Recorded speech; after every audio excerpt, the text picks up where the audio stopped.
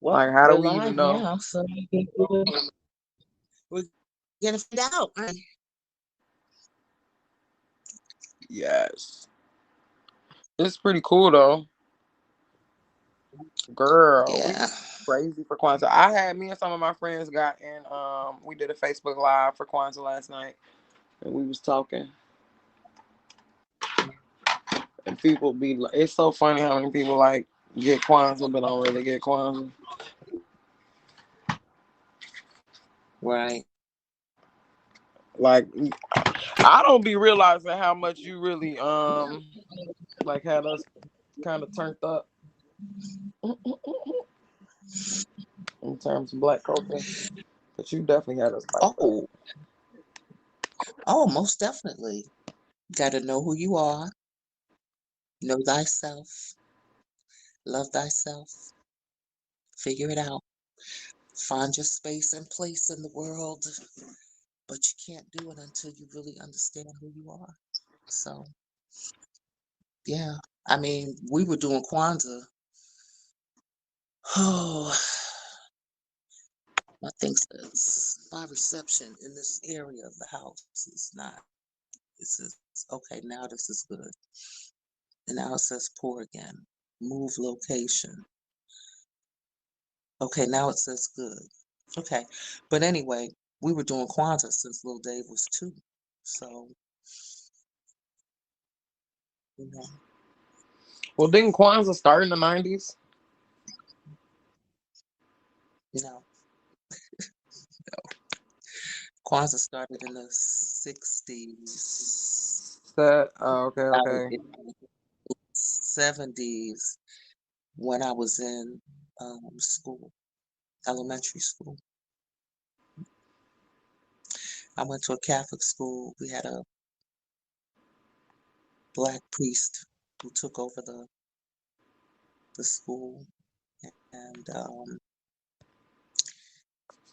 that was the first year I passed religion because he basically was talking about the black presence in the Bible, but it wasn't called the black presence in the Bible. It was just based on um, historical biblical text, and he was able to show us, you know, who was of African descent and where people were, what we were doing then.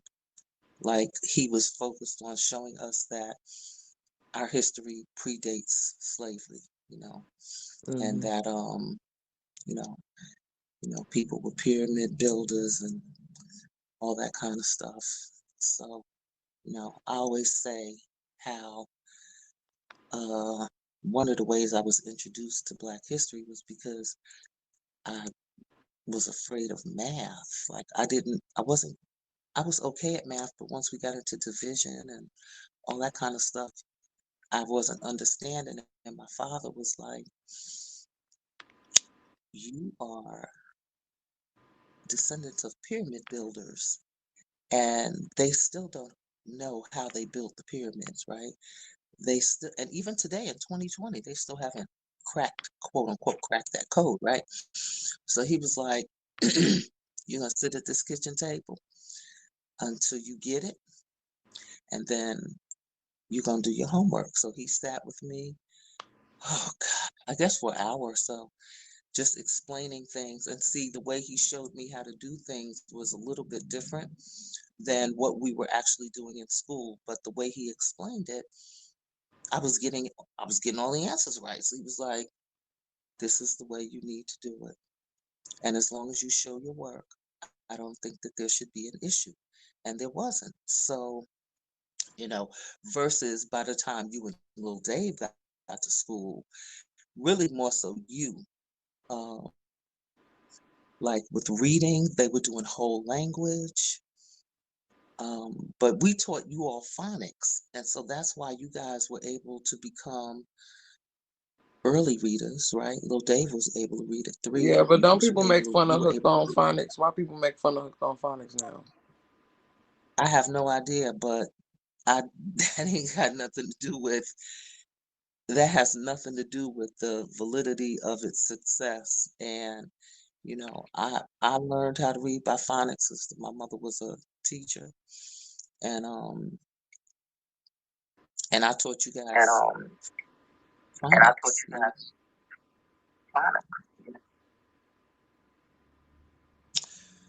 And so I really wasn't a fan of whole language. So yeah, so what am I saying? I'm saying that everything old doesn't have to be thrown away and discarded. Sometimes what is old is best. What is old is understandable and is basic. Um, and once people understand the basic components of a thing, then they can use their own logic and analytical uh, capacity to be able to stretch their knowledge, build building blocks, right? They're building blocks. So that's it. That's it. So in reference to Kwanzaa, that's why I did Kwanzaa. That's why in addition to having store-bought gifts, I always made y'all some gifts. Mm. And then we would always have a craft project. Okay. So that would last a few days so that you all could understand the significance of creating, being a co-creator, making something, using your own hands and brain and creativity. You guys used to sit at the table and paint all the time. That's why I registered you guys for when I saw you had an interest in art. I was like, they need to go to and a place where they can actually learn about art and the basic functions. So, David did cartooning and he did graffiti writing and um what else did he do? He did sculpture. I think you did sculpture. I don't know what y'all did at Marwin. I don't remember actually, but you know, you weren't even old enough for Marwin, but because they felt that you were mature enough and intelligent enough, they allowed you to go. Okay. And you did well. So it was the right thing. And then there was a Chicago artist that um, sponsored you, made a reference for you as a junior collector because you were at the Delta function negotiating the sale of your of or purchase of some pieces. And I think you bought the first time you bought 3 pieces, and the second time I told you if you saved your money, I would match you. And I think you saved like $180. So I matched you with 180, which meant that you had what, 360. And so you were able to really negotiate. And because you were a child and you were interested and you were an actual collector, um, you know, they worked deals for you because it was their pieces, right? The pieces belonged to them. The artist was there, so you were able to talk to them. Um, That's all- interesting though. Like I was just reflecting on some of like my skills and everything, like really looking back to my talents and reflecting on my childhood. And I remember like I used to want to be a buyer.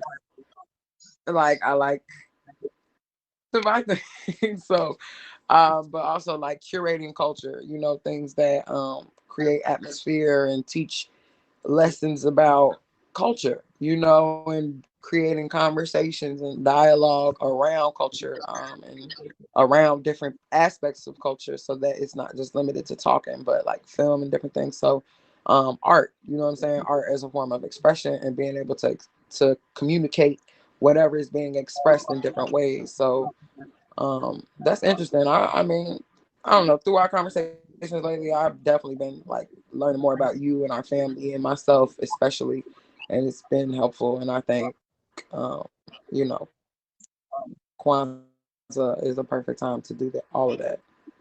So it's interesting to me how many people don't get Kwanzaa, and then how you use Kwanzaa to encapsulate so much information and so many like life skills and stuff. Yeah. Yeah, I mean, you know, all of those things embody the Nguzo Sabo, the principles of Kwanzaa,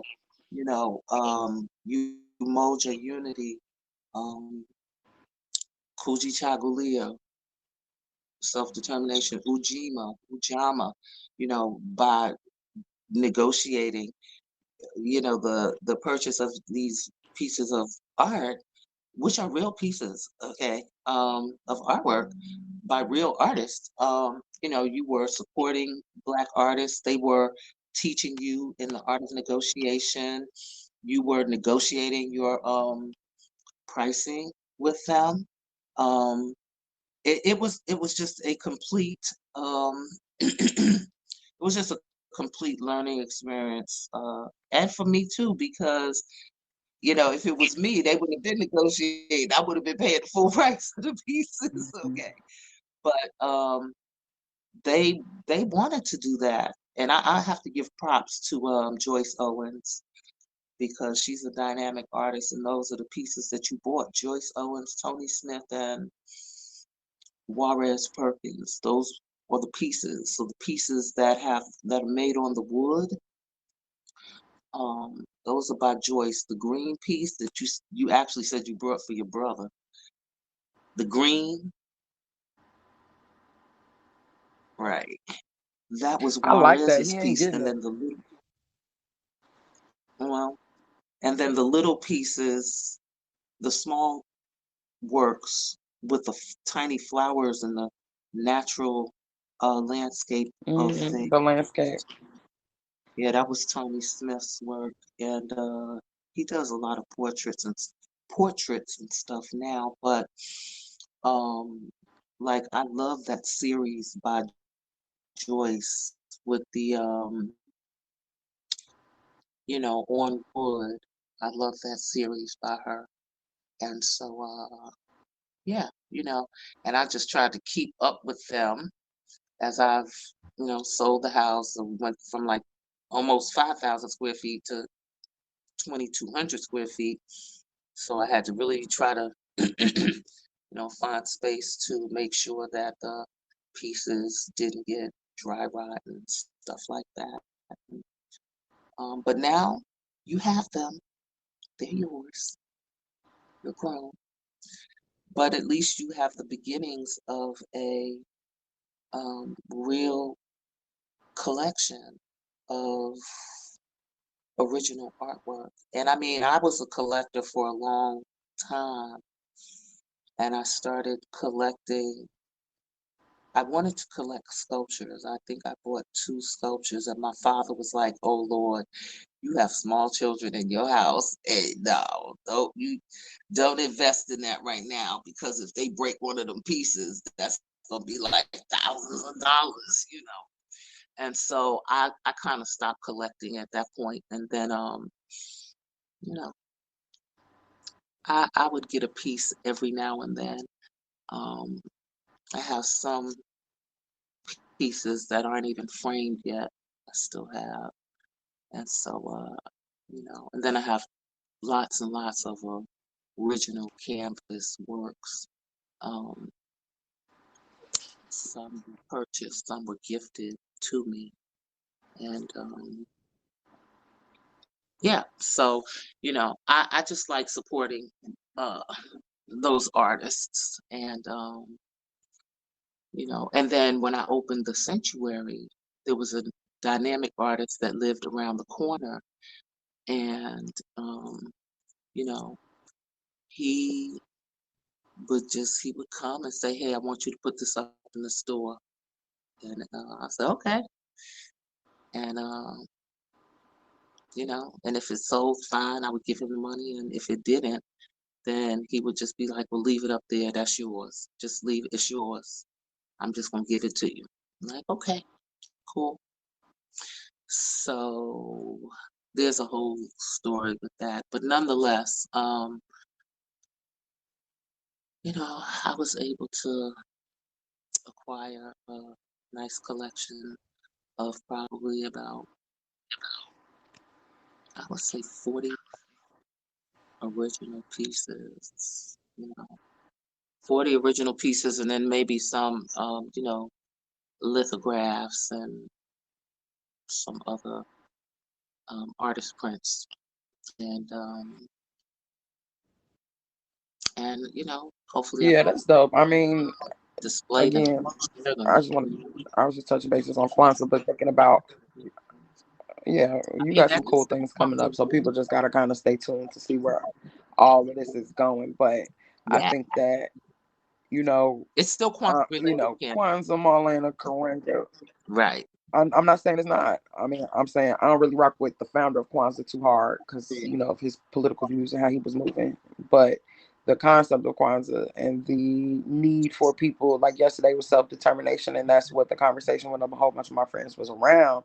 We started talking about culture. What is culture? Who defines culture? American culture versus Black American culture versus African, continental culture. And understanding like really that everything here is kind of of a bastardized version of its original self, which then creates a culture, right, as America.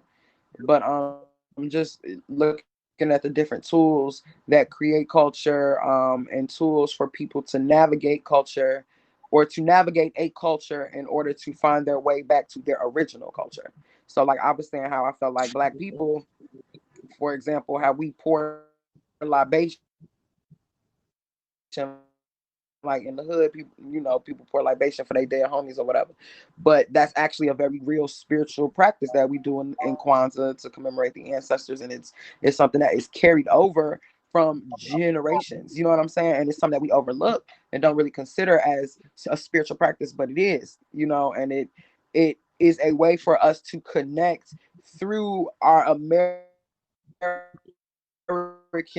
framework and back into our indigenous culture that we may not be able to, have the language or the words or the songs or the instrument. You know what I'm saying? We may not have all of those things, but we have little things that are enough that if you use those little things and start to research them and figure out where they came from, that it will bring you to the culture that is, probably most authentic to you as an ethnic person,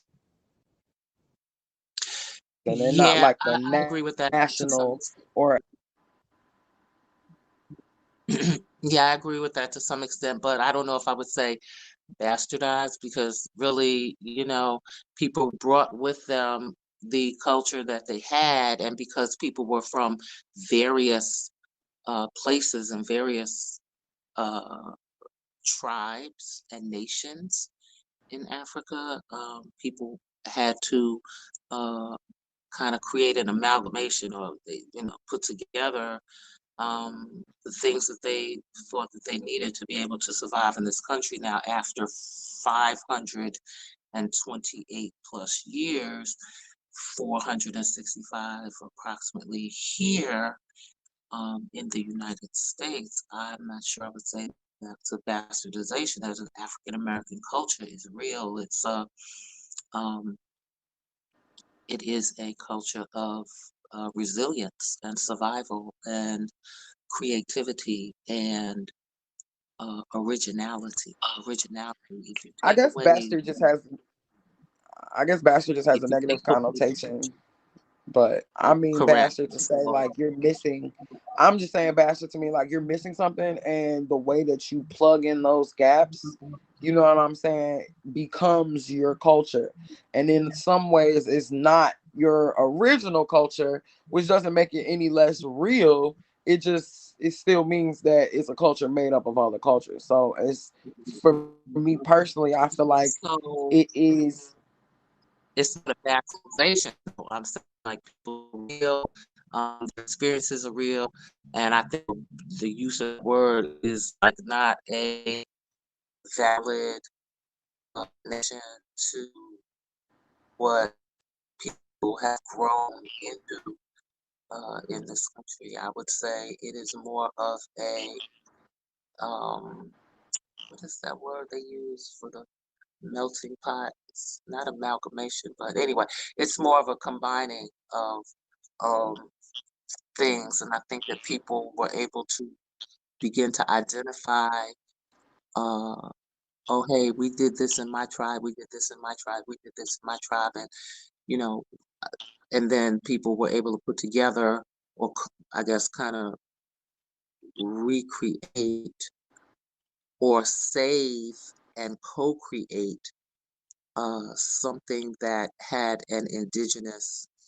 um, component. So when people are pouring libations, some that that's actually a thing that we do in ceremonies. Even at my dad's funeral, you did the libation, right? Sometimes it's the elder, sometimes it's a younger person, and I decided that it was going to be you as the youngest grandchild, but only granddaughter. And because you were grown, I felt that you would be able to do the libation, and so it is a spiritual component where we connect with the ancestors and we ask them to give us that opening, and we ask them to be present and validate, okay, what we're doing and why. So it is rooted in something. it's even twerking is rooted in something. Now, people don't see it as such because there's just a whole host of detractors from African culture. Like people want to make money off of the things that Black people do, like cornrows and braids and lips and high cheekbones and things like that. But then when it comes to us exhibiting those things, it's like it's not cute, it's not pretty, it's not useful, it's not valid. It only becomes valid when somebody acculturates it. And in my mind now, that's the bastardization in my mind. Okay, so I that's what I think. But anyway, Hmm. yeah. So you Well, think I about mean, that. I'm saying, well, yeah, we can wrap it up now too, because I ain't planning on being on here this long. I ain't gonna lie to you, but because it's definitely early, and I want to brush my teeth. Right? But We just yeah. I think I we just wanted to try the try haps and indeed, it's and so working. I would actually say be sure that you get on my Instagram tonight, because I'm gonna invite you to the conversation so we can argue with other people. Because you were I saying what a lot of people last night were trying to say, but they weren't able to kind of ping me down. So I can fold on my stance of last night in terms of the use of the word bastardization. Although I do still feel like it is a bastardization, because the word black is a bastard word. It's purely made up to juxtapose whiteness, which is a bastard race. well, But I you say know, it this way, Candace, this way. Like black was is a term that means Negro, right? And Negro comes from a Latin word, but they all mean black. Black, we are not, I am not actually the color of black, right? My TV is black. My shoes are black, but me personally, I am not actually black. And, a lot of white people, they are not actually white. They're other colors in between. And so, well, that's what I would agree in with you. But I was reference to, talking to this white boy last night, and he told me that based on the relationship between his people in America and his people back in like Italy, for example, that he would consider himself a white man, because the only thing that he really has of his Italian culture for real is the food. So you could argue it's the same thing for black people when they call themselves black and be like, I'm not African, I'm African American, because I ain't never been to Africa. I can't just go back there. right. But you know what?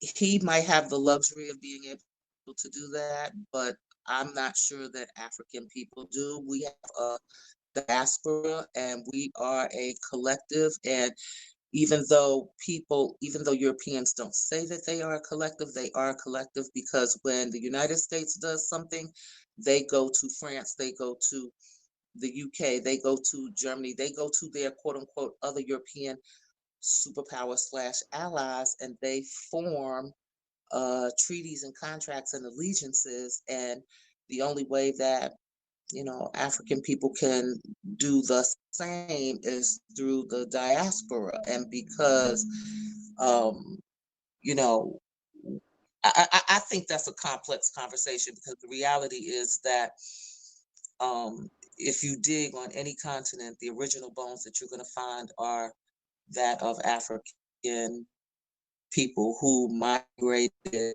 out of the continent and then evolved over periods time to become whatever culture they are. Okay, so um, like what made the world was mine really means.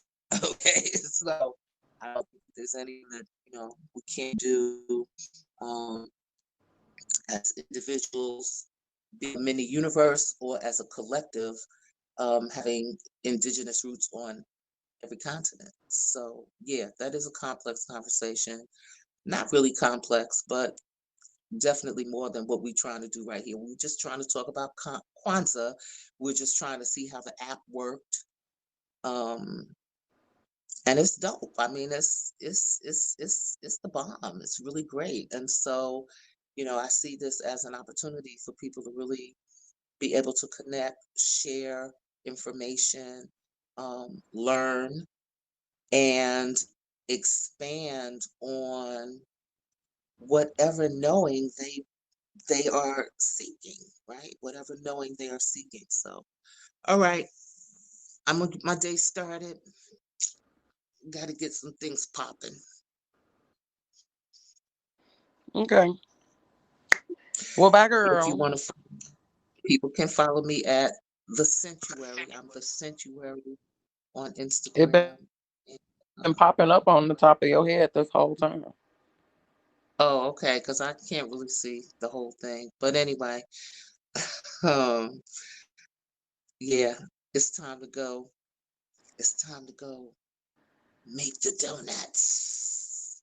Peace, love, and abundant light. Peace, love, and abundant light. Thank you, dream weavers, light workers, and Girl, this ain't your creators. live. You don't get to do all that. This ain't your live. Boom! No.